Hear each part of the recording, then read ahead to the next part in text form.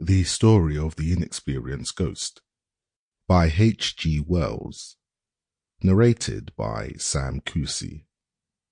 The scene amidst which Clayton told his last story comes back very vividly to my mind. There he sat, for the greater part of the time, in the corner of the authentic settle by the spacious open fire, and Sanderson sat beside him, smoking the Broseley clay that bore his name. There was Evans, and that marvel among actors, Wish, who is also a modest man. We had all come down to the Mermaid Club that Saturday morning, except Clayton, who had slept there overnight, which indeed gave him the opening of his story.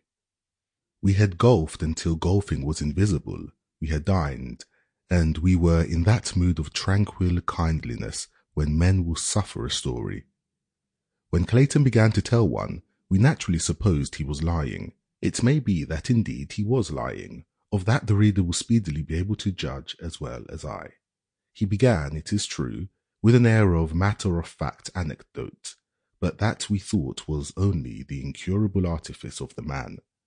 I say, he remarked after a long consideration of the upward rain of sparks from the log that Sanderson had thumped.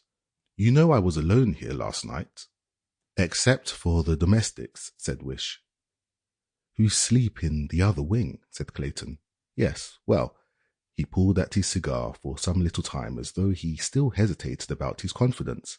Then he said quite quietly, I caught a ghost.